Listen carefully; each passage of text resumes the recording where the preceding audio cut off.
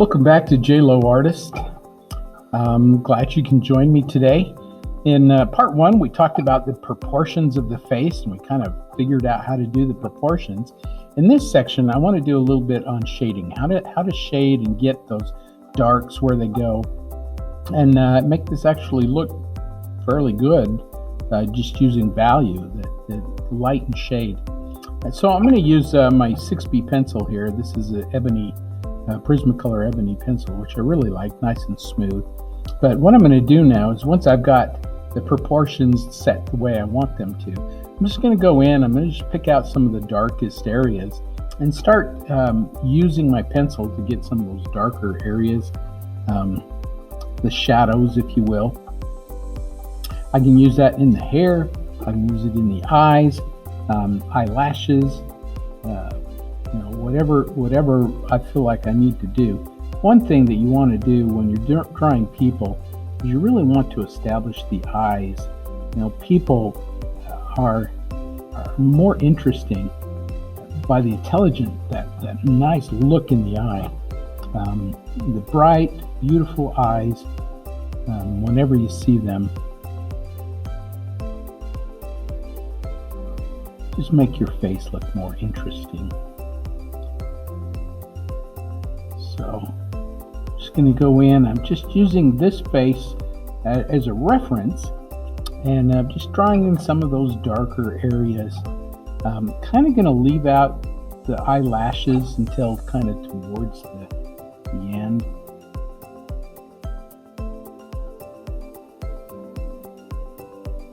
Because I want to get all this dark area in here first. So anything that is fairly dark, I'll go ahead and draw that in. I don't like to use a lot of line, real hard, strong line. Usually when I draw, I kind of scribble a little bit because that softens the edges and makes it more of a shadow rather than an edge.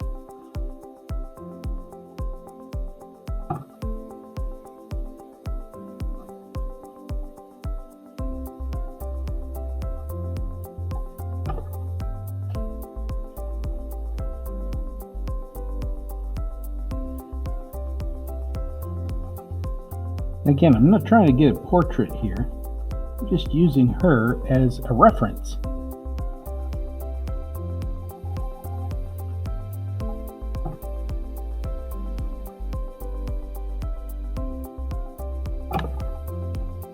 One of the things I like to do when I'm drawing, especially eyes, I like to leave those eyes very glassy.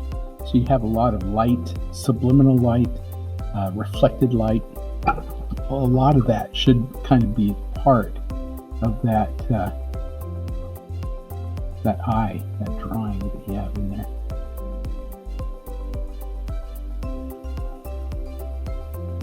When you're doing hair, things like eyebrows and things like that, if your strokes and your pencil go towards how the hair goes, then it gives it more of the illusion that it is hair. You're using a feathered line that it just kind of, this feathered line, it's kind of a little flip. Here you drop it in, you just kind of flip it, flip.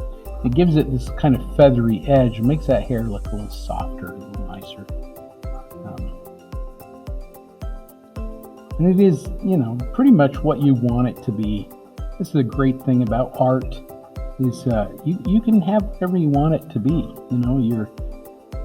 Whatever it is you're drawing, it's yours. It's no one else's. You are the master of your creation.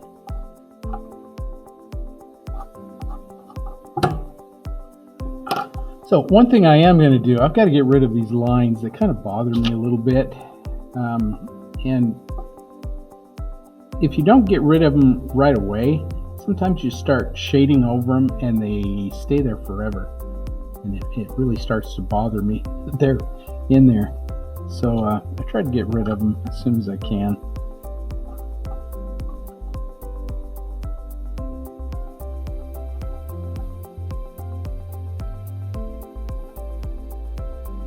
A nice shine across her lip. Any place that's really light, you may want to just leave that out. You can use the side of your pencil too. We're trying to get kind of a speed here, trying to draw a little bit faster.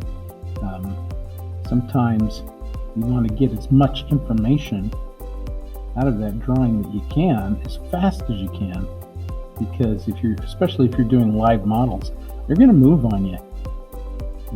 I've never drawn a live model that could stand perfectly still, especially for any amount of time.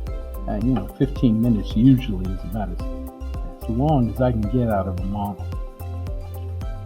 So you want to draw as fast as you can, get as much information as you can, because then when they move, you've got that information already, and you can go back into it and say, okay, I've already figured it out, I already know where everything is, and you can come back into it after your model is left even, and keep drawing on it. Anytime that they have like these little smile lines in here, you don't want to use the edge of your pencil. That's going to create a crease, and so you want to use the side of your pencil as you're going, because that's really going to soften the edges and make it look a whole lot better than a line. That line is going to create a wrinkle, and it's going to look like a crease, and it just really ends up kind of bad. So once I get enough information in there, and I want to draw a little bit with my cotton swab and just soften up my edges. You can use that cotton swab to get some of those little values in there, especially the really soft midtones. Again, I'm gonna wait on the eyelashes because they're very crisp, and I want to create that line after I've done all the shadows.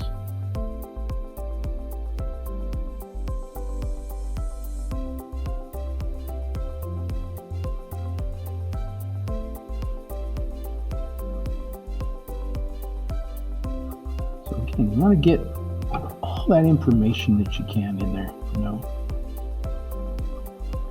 as much as you can.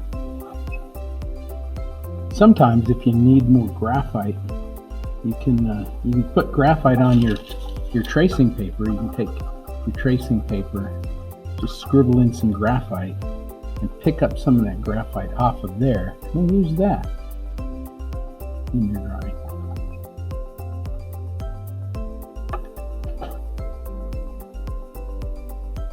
She hasn't got a lot of really interesting shadows across her face. That's usually done by lighting, and a single light source is really a more interesting light source. And if you have multiple light sources, sometimes that can wash things out. And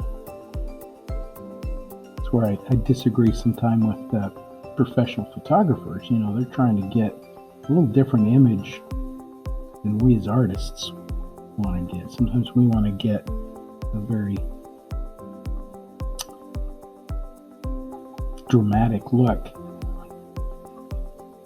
And you can only get that through a single light source.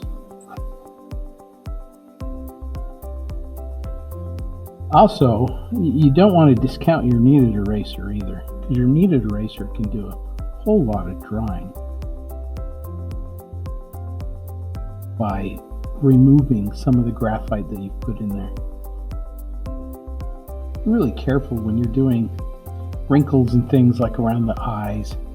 If you've got a young person and you're doing a little wrinkle around the eye, you don't want to do that with a pencil, because then they're going to have a crease around there, and it's going to make them look 20 years older. That is the curse, I think, or maybe, I don't know if it's a curse, but some people look really good with wrinkles. Sean Connery, he looks really good. But be careful when you're doing those wrinkles with your pencil. It might be better to do them with your cotton swab and then soften the edges a little bit.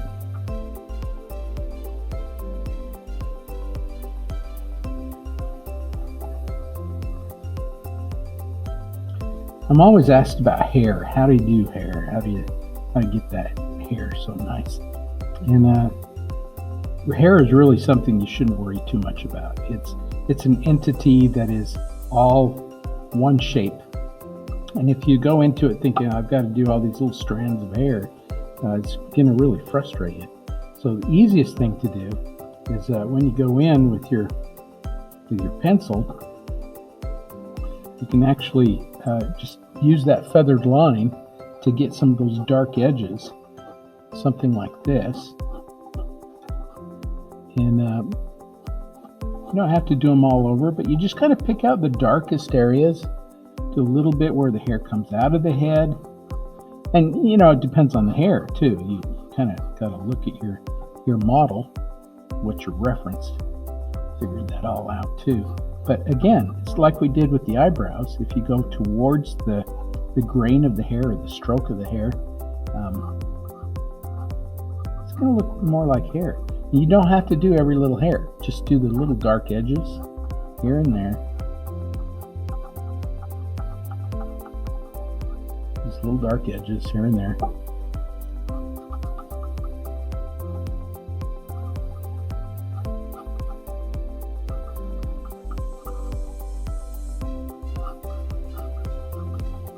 The more you draw, the easier it is. It'll refine a little bit for you. It'll get a little easier for you.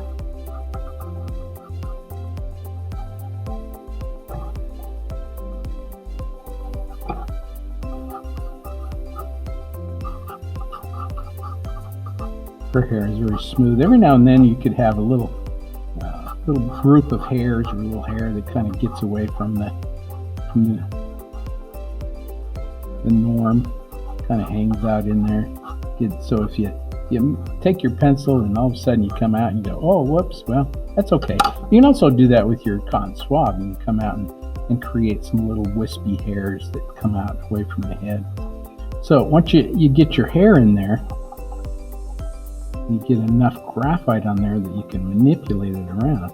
I can just kind of smooth it out, pick and choose where I go and how much of it I put in there.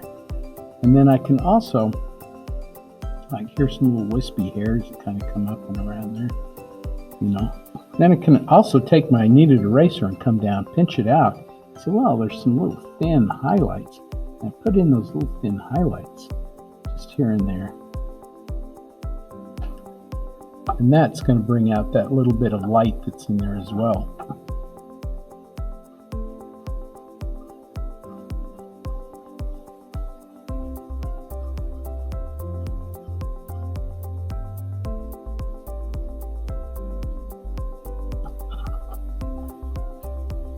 I'm going to go ahead and just draw on this for a little bit.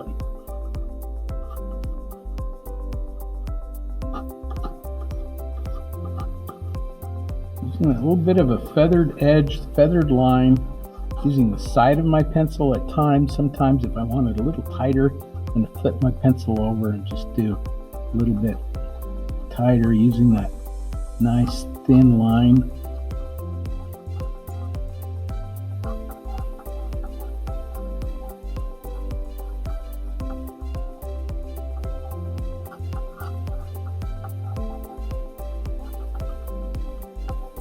Sometimes you think, oh gosh, I'm just scribbling.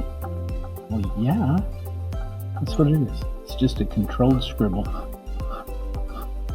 And the more you do, the better you'll get at it. The more you'll understand what's going on.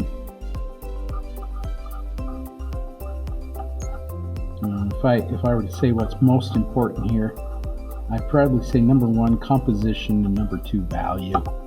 Making sure your values are right. So at this point, my model could probably leave. She can go get a drink or whatever. I could probably finish this out. The other thing you want to do when you're doing models is just pull out your phone and take a picture. So that if you do get stuck, you're got some information there. I have seen very professional artists get kind of stuck with a model and they think, well, I can just go through and wing it. And it ends up looking like they winged it. So you really want to have your reference handy.